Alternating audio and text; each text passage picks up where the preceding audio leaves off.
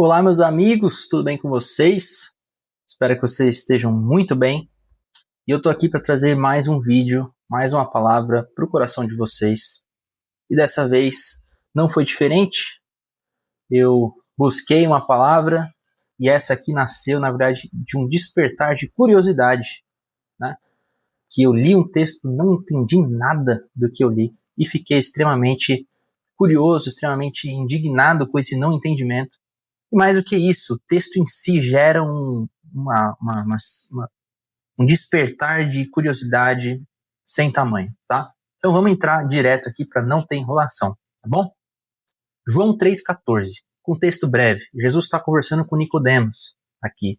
É aquele texto em que Jesus está falando com Nicodemos e é muito conhecido pelo fato de que Jesus fala que Nicodemos precisa nascer de novo. E Nicodemos fala, como assim nascer de novo? Pode um homem entrar novamente no ventre da mãe para nascer de novo? E Jesus vai falar para ele, não é esse tipo, né, de nascimento, mas sim um nascimento do Espírito, né? Não é um nascimento de carne, no sentido que você nasce com esse corpo, mas é um novo nascimento do seu Espírito. Então é muito conhecido, mas no finalzinho ali, João 3,14, no finalzinho dessa conversa, Jesus vai falar algo muito estranho, que é o seguinte: assim como Moisés levantou a serpente no deserto, assim também é necessário que o Filho do Homem seja levantado, para que todo o que nele crê tenha a vida eterna. Então olha que coisa esquisita de se falar, né? Jesus está se comparando com a serpente. A gente sabe aqui que ele está dizendo ser levantado aí para a cruz, o sacrifício de Jesus. Mas está comparando com uma serpente no deserto, né? Então, obviamente, eu fui estudar e eu fui atrás aqui. E a gente vai ter que entrar no contexto lá, óbvio, de quando Moisés levantou uma serpente. O que aconteceu? O que estava rolando nessa época aí do Velho Testamento? Por que Moisés levantou uma serpente? O que isso representa na fala de Cristo para Nicodemos? Para entendermos isso, a gente vai ter que voltar lá em Números 21, a partir do versículo 4, mais ou menos, vai contar a história do povo de Israel, como eles tinham, né? Enfim, aqui acelerando, o povo saiu do Egito, abriu o Mar Vermelho, Deus providenciou maná, Deus tirou a água da rocha, Deus ia numa coluna de fogo de noite guiando o povo, de dia numa coluna numa nuvem, né, que protegia do sol e guiava o povo, e ia caminhando com o povo no deserto. Aconteceu muita coisa nessa jornada, em determinado momento o povo vai falar isso daqui. O povo, porém, ficou impaciente no caminho, falou contra Deus e contra Moisés, dizendo, por que vocês tiraram a gente do Egito? É para a gente morrer no deserto? Não tem pão, não tem água, a gente já está farto dessa comida miserável, se referindo ao maná que o Senhor providenciava, né? Depois providenciou até uma espécie de uma ave, né, para eles comerem carne. Deus tirou a água da rocha, vários milagres de providência. E quantas vezes a gente não se pega nesse lugar de reclamar, de ir contra, né? De dizer contra o Senhor aquilo que Ele nos providenciou. Aquilo que é cuidado dele a gente rejeita. De repente a gente até pedia para Deus estarmos numa posição, estarmos num local, e depois a gente chega nessa mesma atitude de reclamar. E é um pecado terrível para o povo de Israel, assim como muitas vezes nós, infelizmente, cometemos. E aqui no versículo 6 vai dizer, o que o Senhor fez a respeito dessa fala? Então o Senhor enviou serpentes venenosas que morderam o povo, e muitos israelitas morreram. O povo foi a Moisés e disse, pecamos quando falamos contra o Senhor e contra você. Ore pedindo ao Senhor que tire as serpentes do meio de nós. Moisés orou pelo povo. Então aqui o povo reconheceu que pecou, tá? O primeiro ponto aqui é um índice, né? Um indicamento de arrependimento dessa fala. Isso é importante para o nosso contexto. Moisés orou pelo povo. E o Senhor disse a Moisés, faça uma serpente e coloque-a no alto de um poste. Quem for mordido e olhar para ela, viverá. Moisés fez então uma serpente de bronze e a colocou em um poste. Quando alguém era mordido por uma serpente e olhava para a serpente de bronze, permanecia vivo. Aqui tem alguns comentários rápidos, tá? O povo pediu para Moisés orar para que as serpentes fossem removidas. Deus não aceitou esse pedido. Ele não removeu as serpentes, elas continuaram no meio do povo, continuaram mordendo o povo e continuaram sendo venenosas. A diferença foi que Deus providenciou um escape. Deus providenciou uma salvação mediante a decisão do povo de olhar para a serpente, tá? Então, o povo ainda era picado, o povo ainda sofria a dor, o veneno, né? porém, se eles olhassem para aquela serpente de bronze, eles permaneciam vivos. Ou seja, aquilo gerava uma cura neles e eles não morriam, tá? Isso é muito importante para o nosso contexto. Outro ponto, bronze na Bíblia significa juízo, tá? Justiça de Deus, juízo, julgamento de Deus. Isso eu pesquisei, é um consenso, né, teológico aí, de que bronze tem esse significado na Bíblia. Isso também é importante. E, por último, a questão aqui do povo realmente ainda ser picado por essas serpentes e não cessar a dor e vamos dizer assim, enfim, serem atormentados, né, nesse sentido. Beleza. Isso era a maldição que assolava o povo nessa época de Moisés. Agora, Jesus está trazendo isso para o contexto atual. Por quê? Assim como Moisés levantou aquela serpente, Deus vai ter que me levantar numa cruz, para que todo aquele que olhar para mim e crer possa ter vida eterna. Agora vamos fazer uns paralelos aqui. Havia algo que assolava o povo naquela época, as serpentes. Havia uma maldição que assolava o povo naquela época de Moisés aqui, as serpentes, com veneno. Jesus está dizendo que isso precisa acontecer de novo. O que assolava a sociedade, a humanidade na época de Jesus, que ainda assola, inclusive, hoje? O pecado. Tá? Então, o pecado assola a humanidade e é venenoso. E o Senhor está dizendo, eu preciso ser erguido, levantado, como a serpente foi, para que todo aquele que olhar para mim possa ter a vida eterna.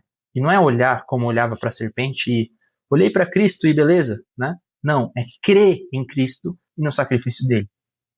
Então veja só, o pecado ainda existe, a maldição ainda existe, de forma que ali nas serpentes também ainda picam, né? Ainda picava e ainda tinha veneno. Então a maldição ainda está no mundo. O pecado ainda nos assola.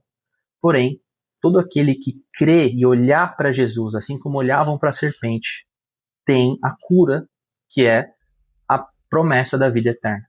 Então essa é a primeira parte para a gente entender essa profundidade dessa alegoria que Jesus faz, essa referência que Jesus faz ao Velho Testamento. Amém?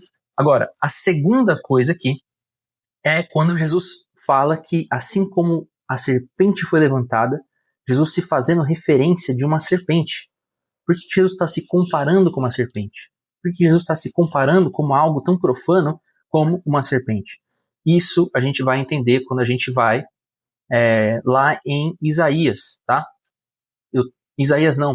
Lá em 2 Coríntios 5, 21, que é o seguinte: aquele que não conheceu o pecado, Deus o fez pecado por nós, para que nele fôssemos feitos justiça de Deus. O que isso quer dizer? Aquele que não era maldição, aquele que era santo e puro, se fez maldição por nós. Então, ele se fez como se fosse uma serpente, se fez uma maldição naquela cruz, para que nele fôssemos feitos justiça de Deus. Então, Cristo, assim como aquela serpente era um símbolo de algo profano, algo maligno, uma maldição, né? Porque ele usou a própria maldição para ser erguida.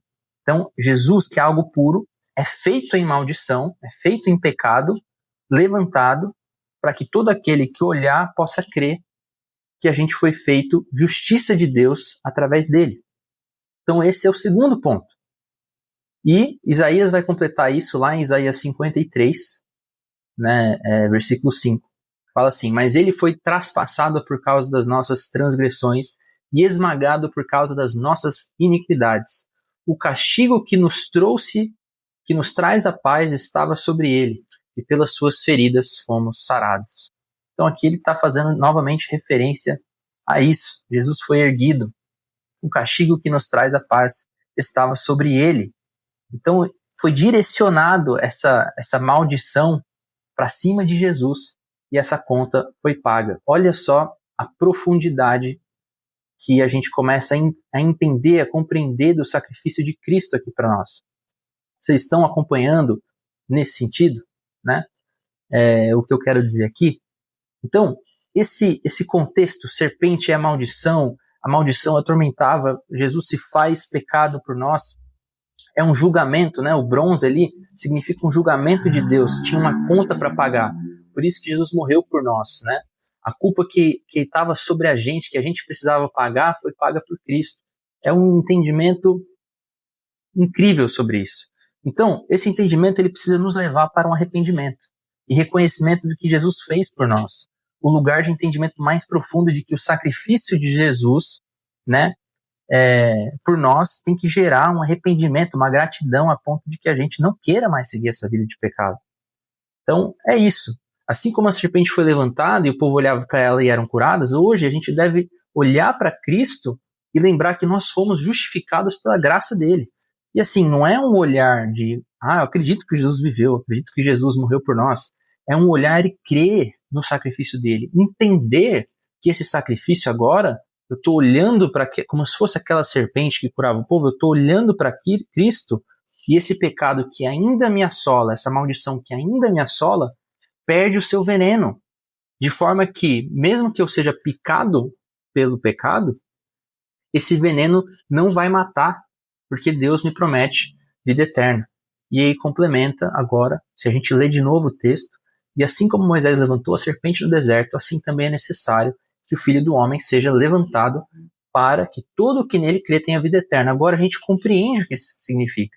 Que Jesus está sendo levantado como uma referência daquela serpente de bronze que se faz maldição por nós e foi morto e tem um sacrifício por nós, de forma que quando a gente olha para o sacrifício de Cristo, a gente tem através dele justificação para nós e temos a vida eterna. Mas não é só um olhar, não é só eu vejo o sacrifício de Cristo. É um crer intenso nisso, no ato. Não é que ele morreu por você. Isso acontece. Um marido morre por uma esposa, um pai morre por um filho na guerra, né? Agora, Cristo não só morreu por nós como um bom amigo. Cristo fez um sacrifício de substituição por nós. Era nós que deveríamos estar lá naquele local. Mas ele se faz maldição por nós. Complementando o texto de Isaías, né? O castigo que nos traz a paz estava sobre ele. E pelas suas feridas fomos curados. Assim como o povo era picado e não morria, tinha uma cura ali, a gente ainda é assolado pelo pecado, mas aquilo não pode mais, né, nos matar a nossa vida espiritual. A gente tem uma vida eterna garantida.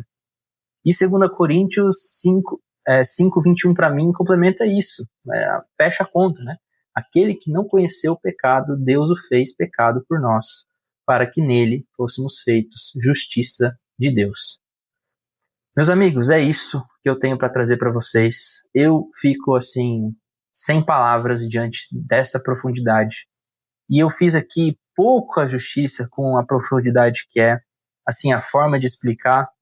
Eu recomendo, se vocês escreverem no Google, no YouTube, essa frase aqui, e assim como Moisés levantou a serpente no deserto, e começar a pesquisar, vai ter muitos pastores legais trazendo conteúdo bem melhor que eu. Luciano Subirá, por exemplo, tem pelo menos uns 3 ou 4 vídeos, né, mais antigos e mais recentes sobre isso, e a forma dele explicar é bem melhor. Eu incentivo vocês a irem atrás e pesquisarem, porque eu acho que aqui é só a ponta do iceberg que eu consegui tocar, e foi até onde o meu entendimento também me levou. Mas se eu tive sucesso, né, em geral, que foi gerado em mim, que é um entendimento mais profundo do sacrifício de Cristo, onde tem uma substituição de nós, mas não só isso, ele é feito uma maldição, uma serpente. Ele mesmo fala isso. Eu fui feito uma serpente, uma maldição, porque está escrito, todo aquele que é pendurado no madeiro, né, seja maldito. E ele foi pendurado numa madeira, foi pendurado numa cruz.